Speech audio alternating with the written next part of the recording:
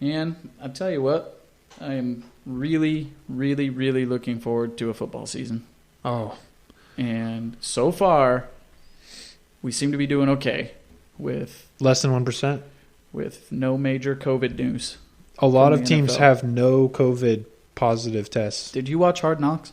No, but I've heard all about it. I heard the first episode was an hour long of COVID protocol. It basically was like a tour. I didn't watch it either, but that's what I heard. It basically was a tour of what they're doing, COVID protocol around the training facility and all that fun stuff. I heard each team kind of does it differently, but they have like their, because COVID-19, the coronavirus has a ton of different strains and mutations, but for COVID-19 it's so new that no one really has like that boilerplate, this is what you do type thing, so everyone's kind of different. Like the Denver Broncos have like this thing you walk through and get disinfected. And it sprays them. I saw that. That's pretty cool. Pretty interesting. But is it over the top? Who knows? John Lynch doesn't think so. I like to hear that there has not been a spread amongst like teammates so far though. Like we've seen in the MLB and that sort of thing. So that's awesome. Mm-hmm. I don't know. I'm hopeful for the season. I'm looking forward to it. We're like less than a month away. It's going to happen, people. It's going to happen. Just keep saying it. You ready to sing? I am. All right. Let's sing a song. This is a show from a couple of geeks, nay, a man and a beast. And it's not just a bunch of ramblings. It's a show to tell you who to draft and play for your rise to fantasy football power. We dive into drafts and analytics to help with your fantasy. We choose your 4 favorite players and debate their ADP. Yeah!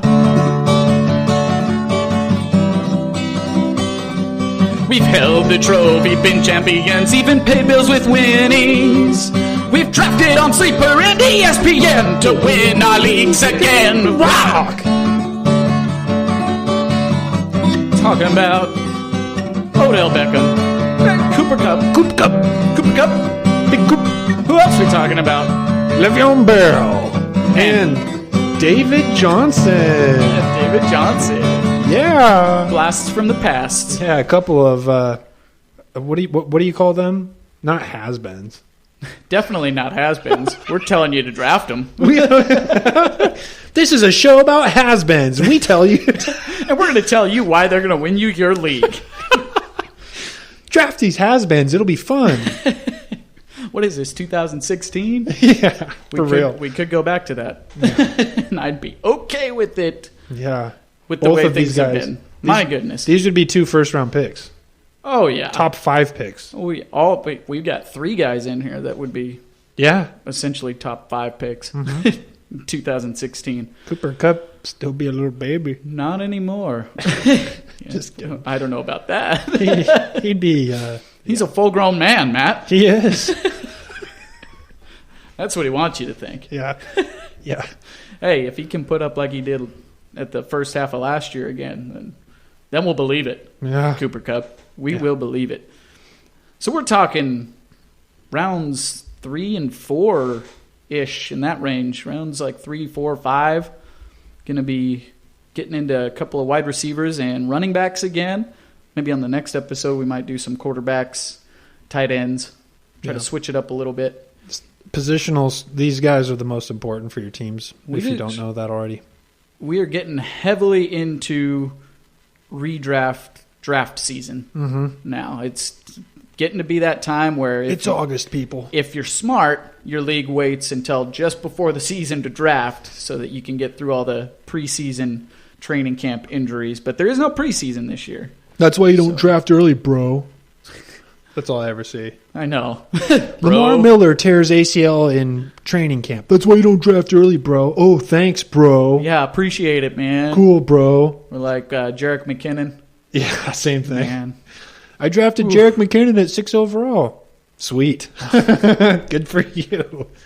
That was a mistake. Didn't someone do that? Didn't we do that one time? No, Alex drafted Jerick McKinnon in like the second round. Yeah. But he was getting hyped. That was when he first went to the Niners. Yeah. And then, Anyway. On a cool summer day. But then, then just had that bad luck. And man, we usually draft the week before the kickoff. Weekend before, yeah.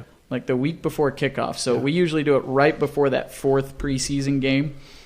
Kind of a smart thing to do. Anyway, the whole point of this, draft season coming up, and we want to be able to help you make those decisions as you're coming up to those picks of, I want both these guys, and we want to help you decide which one you should take.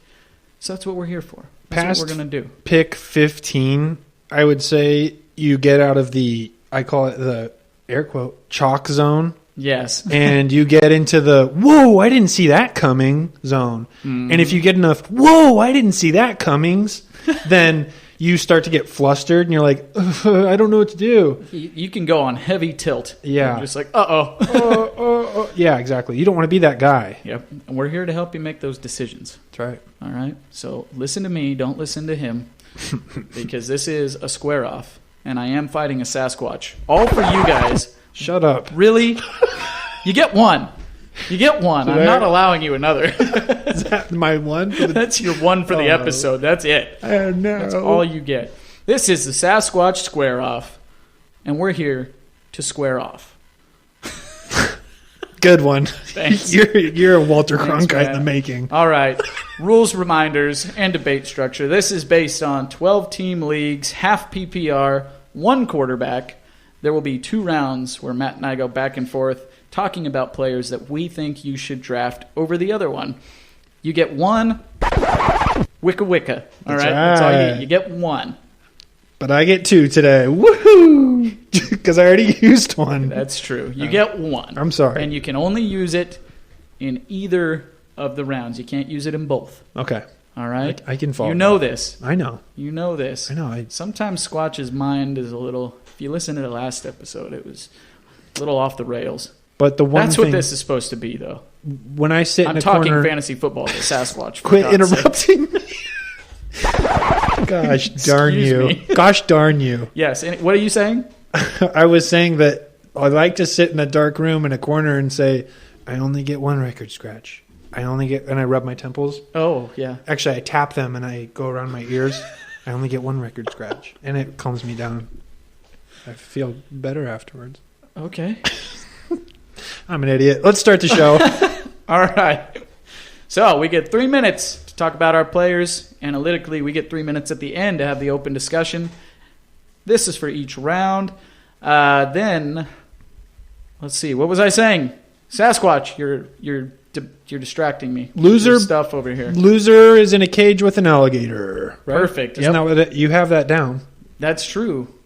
How about on Twitter, follow us at Chairman Fantasy and at Fantasy Squatch. You can send us some punishments for the loser of each round. Does that say alligator or honey badger? Alligator. Alligator. Okay. Round 2 might be the honey badger. Oh. So I guess which would you prefer? Double whammy. You're gonna go sit in both cages. So that's fine, as long as it's dark and I can rub my temples. Well, you'll be able to do that. Don't worry about it. So we are talking Odell Beckham Jr. and Cooper Kupp today. These guys are being drafted in the it's usually about the end of the 3rd round, beginning of the 4th. According to Fantasy Pros ADP, which pulls from ESPN and Yahoo, it's got Odell Beckham Jr. listed at ADP of 28 overall, wide receiver 10, or at the 304 in 12-team leagues.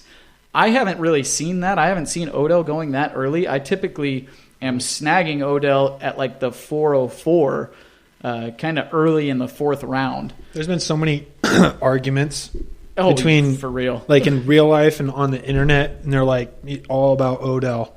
Yeah, but because it's all over the place. This ADP, to me, when I pulled it, was kind of surprising. I haven't seen him going that early, but I guess maybe I just haven't been in those leagues. Maybe I haven't seen those mocks. Who knows? But usually you'll see him anywhere from like that mid-3rd to even the mid-4th in that range. Cooper Kupp's ADP is 37 overall, wide receiver 15, and being taken at the 401 of 12-team leagues. Then in round 2, we're going to be discussing David Johnson and Le'Veon Bell. And this one was a little surprising to me as well with their ADPs because I actually have been seeing them go earlier than this. I usually see these two going in around the 3rd round. This ADP listed is David Johnson at 47 overall or running back 20 and 411, the 411 for 12-team leagues. Le'Veon Bell's ADP is listed at 54 overall running back 21, or the 505. So that's who we're going to be talking about. I'm going to take Odell. Matt's going to take Cooper Kupp. And then I will take David Johnson. And Matt will take Le'Veon Bell. And those will be our 2 rounds for you. And we're going to get into the square-off.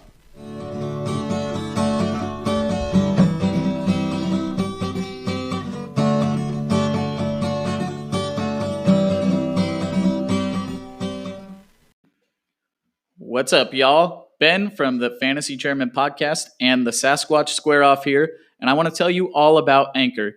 If you've ever thought about getting into the podcasting game, you need to be using Anchor.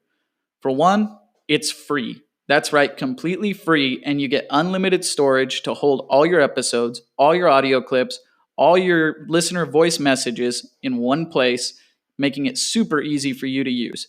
There are creation tools that allow you to record and edit your podcast right from your phone or computer. And Anchor will distribute your podcast for you. It's literally as easy as clicking a button. You can make money from your podcast on Anchor with no minimum listenership. It's everything you need to make a podcast all in one place. Download the free Anchor app today or go to anchor.fm to get started.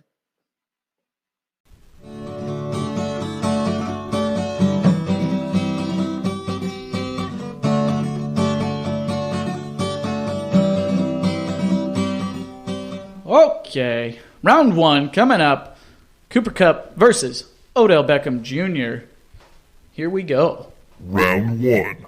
Fight. All right, Cooper Kupp. This is my guy. He's a local guy, Eastern Washington University. Missed a handful of games due to a torn knee ligament that has since healed. He is 100. Straight 100. His target share. I mean, he's 100%? Yeah, dog. Oh, okay. He's sorry, I'm an idiot. His target share for the last 3 years, I think that's since he's been in the league. 94 his rookie year, 55 when he tore his knee, 134 targets last season. Yards, his rookie season, 869 yards, 566. That was the knee year, and then last year, 1,161 yards. Touchdowns, 5 the first year, his rookie year, 6 the torn knee year. Wow, that's a lot. What did he play, like half a season? That's a lot of touchdowns. Wait, he had 10 last season. Oh my gosh, he's got to have regression. Actually, for the last season and a half, that's just the way that the Rams offense has been playing. But they really changed up their offense a lot. Actually, what they did was they sent their wide receiver 1B, Brandon Cooks, away for a draft pick? A second round pick? What'd they get back? Oh, I can't remember. Not a wide receiver, because they like Cooper Kupp and Robert Woods, mostly Cooper Kupp. I think it was a second round pick. Yeah, they like Cooper Kupp's that much, okay? So the whole TD regression crowd, pipe down. Receptions per game, his rookie year 4, his knee year 5, last year 6. His knee year. It's got to be 7 this year. Catch percentage. Listen to this. Logarithmic reception per game. Same thing. Hey, that's the Ben system, man. Okay, so his catch percentage, rookie year, 66. That's very good. 72 the knee year, 70 last year. This dude's a stud. He's a stud. Yards per target, 9, 10, 8. That's consistent. Yards after catch per reception, he's just hovering between 6. So I'm just gonna say 6. His QB rating when targeted, it's gonna be 115 or above. His rookie year, actually his knee year, it was 134. Last year it was 115, and that was when they were peppering him. Okay, so Cooper Kupp, if you haven't watched this guy play, you should. He is a firecracker, okay? He is a mortar ready to blow up. Every time he catches the ball, he is a quick twitch, fundamentally sound route runner. His best quality is finding holes in the secondaries. If you've seen him play, you know that each catch he makes, he has the potential to take it to the house. What? Take it to the house. Oh, yeah. He was wide receiver 4 overall, not a wide receiver 4, number 4 last season. And guess what? That wasn't his breakout season. Oh, wasn't? Hey, you're done. I got more. Do you got more? Yeah, I got more. Save it for the open discussion, all right? Bring it. Save it for the open discussion. Okay. He was wide receiver 4 last season. I'll go to my corner. Give you that. Yeah. Go rub your temples or whatever. Oh my God, I'm an idiot. I shouldn't have said that. I learned that in a wellness class. Hey, that's it. Nothing wrong with it. Nobody's judging you, Sasquatch. You're fine. You're fine. I guess. All right, Odell Beckham Jr. Here we go. On the clock. Here we go now. All right. Most people would agree, Squatch, and I think you will too, that simply based on talent, OBJ is among the top 5 in the NFL. And unfortunately, we just haven't seen that completely come to fruition yet because, I mean, let's face it. On the Browns. Well, I don't know. We saw it on the Giants. I don't know that we even saw his ceiling on the Giants. He's played with some pretty bad quarterback play his entire career. When you think about, late season Eli, and then whatever Baker was last year. That narrative has a little support. Honestly, I don't know that we've even seen his ceiling yet. But despite that, despite the poor quarterback play, this goes back to the Giants. He's finished as a top 10 wide receiver 3 times. All right, and in 2018, his last season with the Giants, he finished as wide receiver 15, and that was in 12 games. His rookie year, he played 12 games, and he was wide receiver 4, I believe, or wide receiver 7. So that's pretty crazy. Yeah. Last year, so his first year with the Browns, I think we saw OBJ's floor, which, honestly, for a floor, it's a heck of a floor. That's not that bad. He finished as wide receiver 26. He had 133 targets, 74 receptions, 1,035 yards, and 4 touchdowns. Throughout his career, he has not seen less than 124 targets in a season, except for in 2017 when he only played 4 games. So his floor last year, he did all of that despite playing injured the entire season as well. He was also on a new team with a new system with a terrible rookie head coach. And I can't emphasize enough just how bad Freddie Kitchens was as a head coach. He was more of an idiot than I am. He was awful. He also had not yet established a rapport with the sophomore quarterback Baker Mayfield, who, in his own right, struggled behind probably one of the worst O-lines in the NFL last season. Okay? We don't have any drops, so I'm just going to do this. This entire time you've just been saying... And if this happens, then that'll happen, and if that happens, then that will happen. No, I'm just telling you what. And last year, this is what happened, and if this happens this year, then okay. And then if that goes into that, then what we have coming out is that, and if that happens, then but that would you let me get on here? lot of ifs, and in mine, all I talked about was a little knee injury. Which is since healed up. Oh yeah, 1,061. OBJ's healed up now too. 10 TDs healed up. OBJ went and had his whole core muscle deal fixed in January. He's good to go now. I think that the core muscle was a toenail of the problem. The core muscle, the sports hernia, the whole deal throughout the entire season that he dealt with. He talked about not being 100% in preseason last year. That's true. And I think that went back to I think that was the core muscle, and then I think he developed the sports hernia later on in the season. But the sports hernia doesn't account for a pass on a slant having the ball go 10 yards over your head. No, and that's what I'm talking about. I said Baker Mayfield, who in his own right struggled behind one of the worst O-lines last year. Yeah. The only person that didn't struggle on that team was Jarvis. Even Nick Chubb had a not as good a season as he could have. No, and he still had a decent season. Don't get me started on Nick Chubb. No, I don't. No, I don't want that.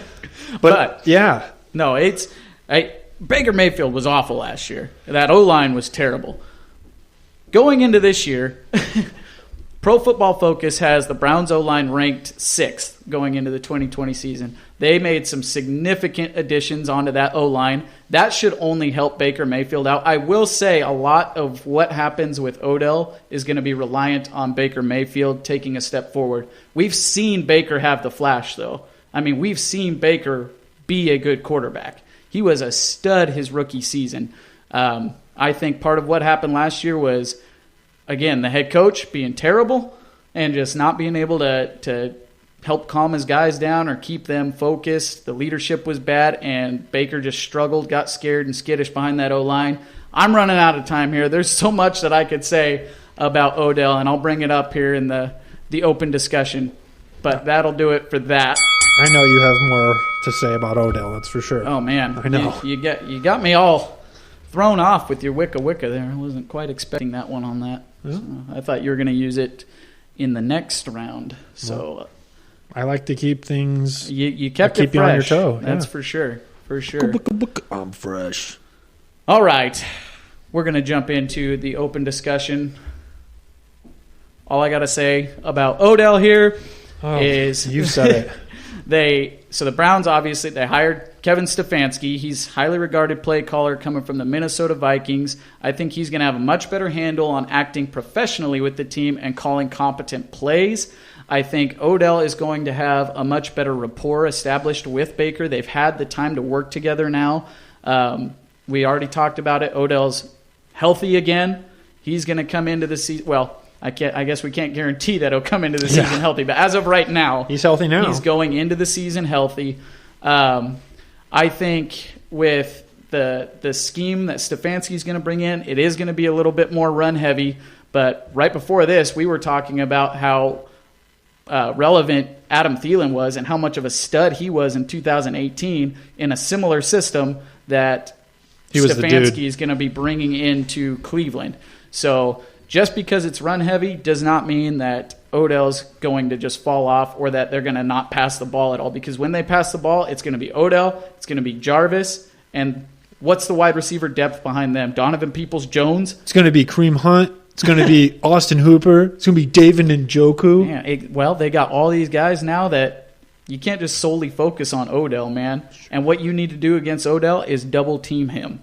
I just think with a top 5, potentially even number 1 overall wide receiver ceiling from a guy that you can get in the 4th round, I'm going to take that all day long. But let's jump over to there's some time. If I could have some time to retort. Yeah, well, let's talk about the 12 personnel that they're going to run in LA and how Cooper Kupp. They're going to run 12 in Cleveland. Cooper Kupp's great in the slot and he's great against zone, but Cooper Kupp is not very good on the outside. They're going to run 12 in Cleveland. And Odell's great on the outside. Here's the catch. Cooper Kupp is not an outside receiver. Here's the big thing. And that's where he's going to be. The gap between Stefanski in Minnesota and Stefanski in Cleveland. Quarterback accuracy. Look up Kirk Cousins' accuracy stats. Deep ball passes to Stephon Diggs. All sorts of he actually everyone likes to dig on Kirk Cousins. Yep. Everyone likes to dig on him. He throws some dimes. He has some stupid airhead moments, I'll give you that, but he throws dimes and he is very accurate. Baker Mayfield is nowhere near that. And the efficiency of that offense has a lot to do with the dimes that Kirk Cousins put in. You're deflecting. Cooper Kupp's going to struggle. Now that they've seen what Tyler Higbee can do in that 12 personnel, Cooper Kupp struggled when Higbee was going off. And that's all this offense is going to be this upcoming season. Higbee can bring him his water bottles when he's thirsty. Kupp is no way. Oh, my God. My God. We get 3 minutes for open discussion round. I gave you 5. You are a hijacker. I gave you 5 the last episode. You gave me 20 seconds. Oh, man. Sean McVay is an offensive genius. He's going to get his best player. Let me say it again. His best offensive player, the ball. Robert Woods? No. Bobby Woods? No. Bobby Woods runs a 10-yard dig, and he catches the ball, and he goes down. That is not his best player. Man. Whew. Robert Woods, 10 catches, 75 yards, no touchdowns. Cooper Kupp, 6 catches, 140 yards, 1 touchdown. You tell me who you want. Oh, any given game, those two can just be switched around. Oh, that's just the way the Rams work. Yeah, totally. Oh, absolutely. Remember that year where Robert Woods literally had 9 catches, 80 yards, and like no touchdowns for 10 weeks in a row. He was like the most consistent that was like wide last receiver. year. And the year before that. I can't remember what his touchdown total was, but yeah, he didn't score any receiving touchdowns until the very, it was like week. I talked about this on the Chairman's Choices episode with Alex. I don't listen to that.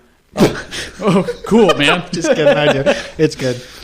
But I think it was like week 14 and week 17 he got one receiving touchdown there and one receiving touchdown week 17. And that was it. His tombstone's going to say Robert Woods, loving father, great son, RB 14 or wide receiver 14. Wide receiver 14. Yeah, because he based just off literally volume alone. Yeah, just based off like 9 catches and 70. He's just like that nickel and dime Michael Thomas guy without the Michael Thomasness. Yeah, exactly. without being Michael Thomas. Yeah, exactly. Yeah. Oh, Robert Woods. Anyway, round 2. Hopefully I get some time to talk. I'll let you just take charge on the open discussion in this Good. one. How about that? All right, we're doing Le'Veon Bell versus David Johnson. And I believe I'm up first for round 2. I am going to destroy you on this. That's fine. You got no more Wickas left. That's still fine. Round 2. Fight. David Johnson. In 3 of his 5 seasons in the league, David Johnson has finished as a top 10 running back. 3 of the 5 seasons he's been there. Man, he's a stud. Many believe David Johnson might be washed up, but let me just tell you, he was injured for most of the season in 2019. I don't think it was washed up, but more just he was hurt. It happens. We've seen it from so many players. Get used to it. You're a running back in the NFL. Exactly. You see that from a lot of them. I mean, come on. If we take a look at the beginning of the season, though, before David Johnson's injury, he was still that running back that you want to draft in the first, second round. But he did all that with low carry numbers. So pretty crazy. Through the first 6 weeks in 2019, David Johnson was running back 6, averaging 17.7 points per game. He had 12.7 carries per game and was getting 50 yards per game. So that just tells us the Cardinals were often in a negative game script, and he was playing in a very pass-heavy offense. Cliff Kingsbury's offense there, the air raid, that's what it's all about. So he wasn't getting the carries that you typically see from those workhorse running backs that David Johnson has been. Isn't it that same offense that Kenyon Drake's in? Oh, it is. Oh. Hey, but this is what I'm telling you, though. Oh. Kenyon Drake wasn't much over I don't think he was much over the 12 carries per game. I think he was closer to 15. I think he was getting a little bit more. But David Johnson was thriving, 17.7 points per game when he was the lead guy there for 6 weeks. I want Kyle here. Stat check. Yeah, no, for real. I did this for you. 6.8 targets per game is what he was receiving. 5 receptions per game for 52.5 yards per game. He had throughout the season, he had 2 rushing touchdowns and 4 receiving touchdowns. He played in 13 games, but was really only healthy for 6 of them. And then obviously had Kenyon Drake to Says who, his mom? with. Yeah. Okay. Well, that makes sense. That's what he said. I totally believe that. He was traded to the Texans as part of the deal for Hopkins this offseason. And Bill O'Brien is going to work David Johnson simply for the fact he doesn't look like an idiot for trading off arguably the best wide receiver in football. The worst trade of my lifetime. In 2019, with the Texans, Carlos Hyde, of all people, had 245 rushing attempts for 1,070 yards and 6 touchdowns, and he didn't have any receiving work, as most of that went to Duke Johnson. But David Johnson thrives in the receiving game. The Texans were 3rd in the NFL in vacated targets going into 2020 because they got rid of DeAndre Hopkins. David Johnson is going to get a crap ton of those. I'm over. Yeah, hit that bell. No, I need to give you the button so you can keep track of the time for me. I know. Over here. Or just slap me on the shoulder here, Squatch. Anyway, yeah. I don't want to break the drywall. Fair.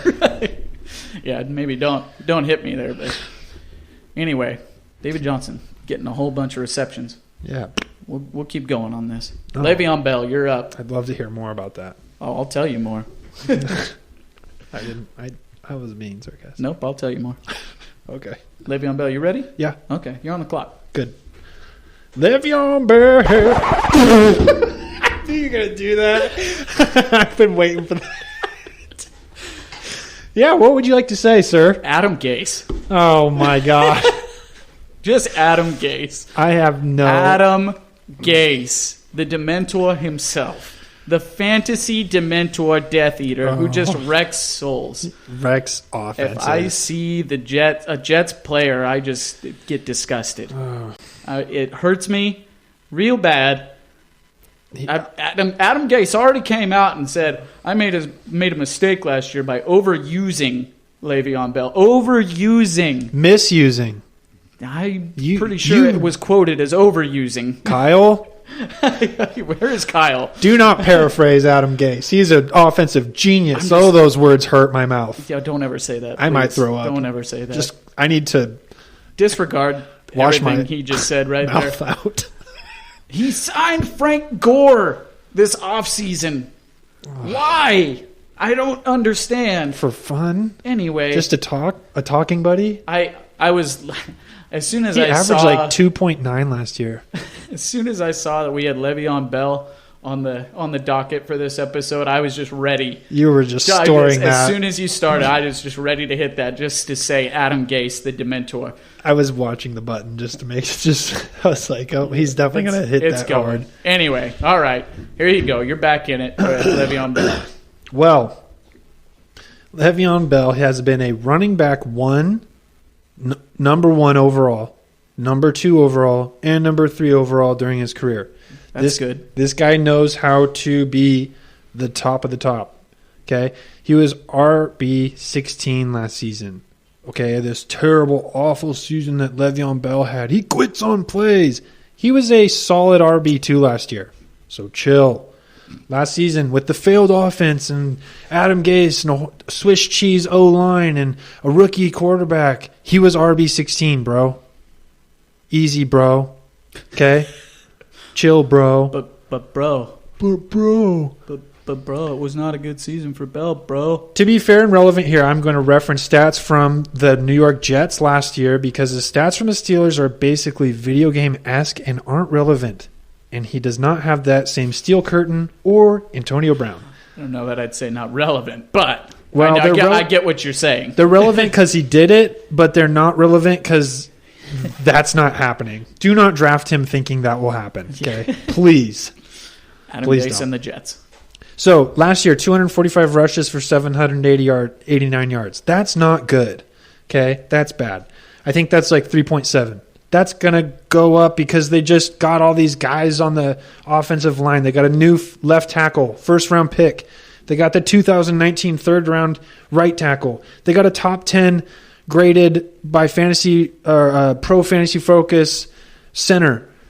All they got to do is get some continuity and figure this out, okay? They got to figure out how to do this, and once they do, all of a sudden, Le'Veon Bell is back to his little tiptoe fairy guy behind the O-line. Oh, there's my whole boom, gone. He's back to that style, the style that he's good at, okay? I do miss seeing that in Pittsburgh, though. That was fun to watch. Oh, it was so fun. All of my relatives from Pittsburgh were like, I hate that guy. He doesn't play like, he's not Jerome Bettis. And I'm like, I know, but he's literally the best running back in the NFL. Yes. You might want to like him.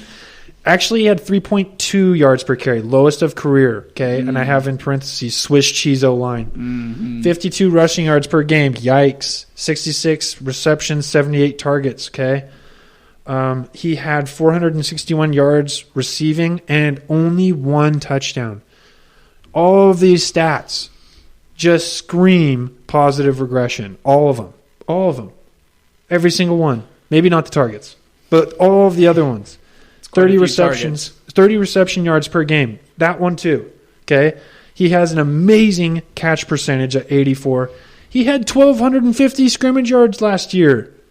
So what I'm saying is that what you have this year, even with Adam Gase there, even with the Dementor, you have a guy that is an RB2, easily an RB2.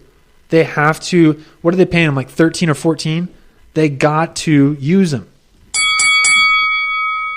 They do. They gotta use them. They invested in the O-line. But the Dementor, the Dementors, they're locking them up. Not Harry Potter. They don't want him to be relevant. Yeah. They don't want him to be any good. Yeah, well, Suck the soul right out of Le'Veon Bell. him and his new beard have to make sure he's good, or he's getting the can. Bye-bye. You're going to coach in the XFL with Dwayne "The Rock" Johnson as your owner. Ooh. You're baby. Bye. Bye. Yeah. I don't know how he still has a job. All right. I have no idea. Time for He's a open Dementor. discussion round. I'll go ahead and let you take the lead on this one. Good. Since I, Yeah. used up some of your time. God, sir, talk a lot. All right. What's that? Nothing. I didn't say anything. You're on the clock. This has the makings of the same type of offensive line Bell had in Pittsburgh. Picking up Okay. right where you left off. He has lots of new kinks to work out. Well, he doesn't, but the line does. And if these guys can gel together, here's the thing. All right, I'm going to go off script here. If you really want to talk about coronavirus, padless practices, blah, blah, blah, continuity, great, okay? Let's be realistic. Week 1, week 2, week 3. By week 4, these guys have got to be figuring it out. We're talking about 55. Adam Gase says he wants to up the play count to 65, 70 plays a game. If these guys are going to go through I don't know, I'm so bad at math, but around 300 plays and not understand continuity, they're going to get fired anyway. These guys are going to figure it out around week 3, and then you're going to have, I'm so bad at math, 13 more weeks of fantasy football relevance. This guy, you heard it here. You can quote me, at me, whatever you want. Whoa. Low-end RB1. Whoa. Upside. Low-end RB1 upside. Ooh. You heard it here. Hey, no, I feel that. I feel that for sure. I think, you know what, though? I think David Johnson sits right in that same range. I don't. I fully believe that David Johnson could potentially be an RB1 up in that top 12 running backs for you as well.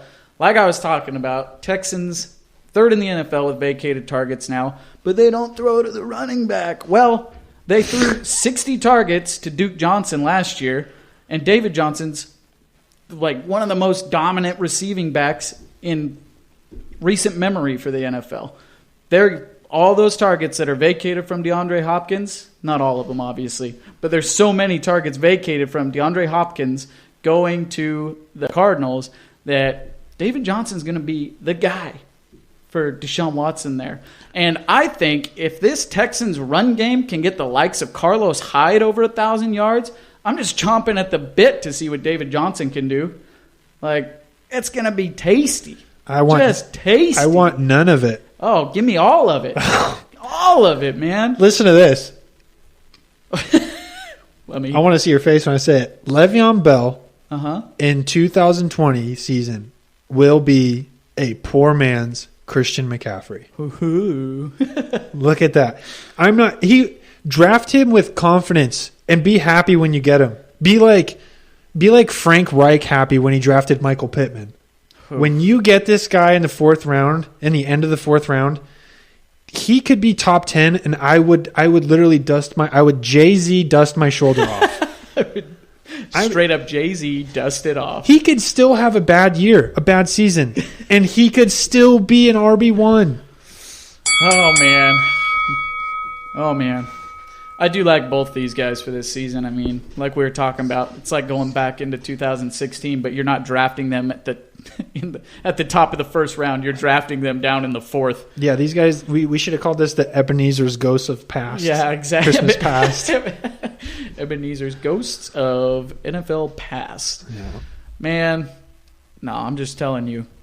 Do you want to trust the Adam Gase-led offense with the guy that Adam Gase has said basically he doesn't like? Or do you want to trust the guy that traded off the best receiver, one of the best receivers in the NFL? So he's going to use the guy he got to say, oh my God, you better prove me a smart man. That's great. I love it when I love going into situations like that. You're going to run like crazy.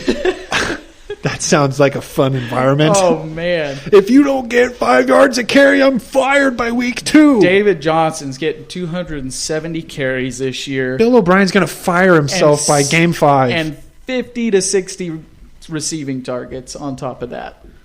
Oh, it's going to be so nice.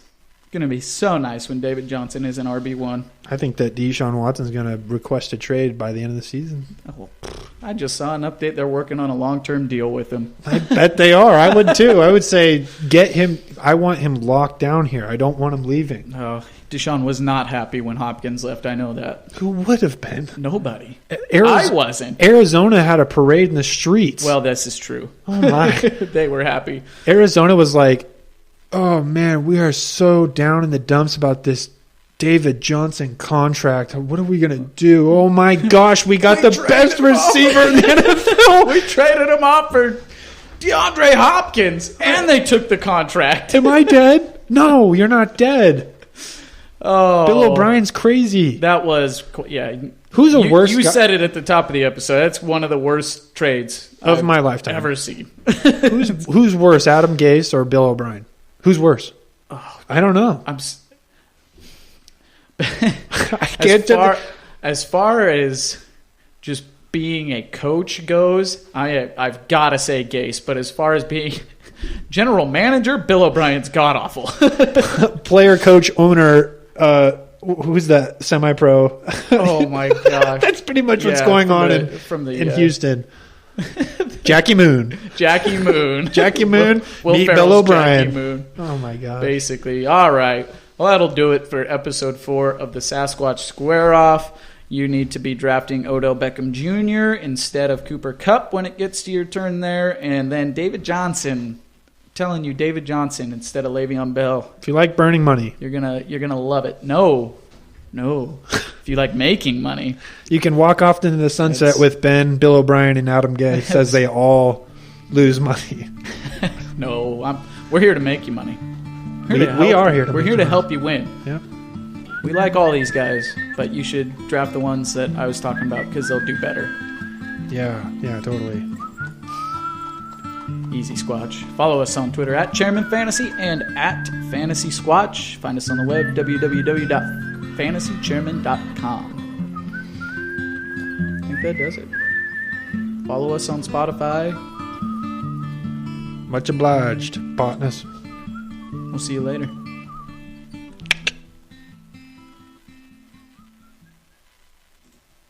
Hey everyone, Alex and Ben with the Fantasy Chairman here. Wanted to let you all in on a great opportunity to win some awesome signed memorabilia while also being able to give back to a great cause. This August and September, the Fantasy Chairmen are holding a raffle drawing contest where 100% of the proceeds will go to the Roundup City Racers, a nonprofit 501c3 fundraising program created by coaches of the Pendleton High School track and cross-country teams to provide athletic and scholarship opportunities to the youth of Pendleton, Oregon. By purchasing a ticket to the Fantasy Chairman Fall Raffle Fundraiser, you will be contributing to a great cause. All proceeds go directly to the Roundup City Racers and back into the youth of Pendleton, Oregon, and any contributions you make is completely tax deductible. You also have the chance to win either a signed Todd Gurley LA Rams jersey or a signed Allen Robinson Chicago Bears jersey.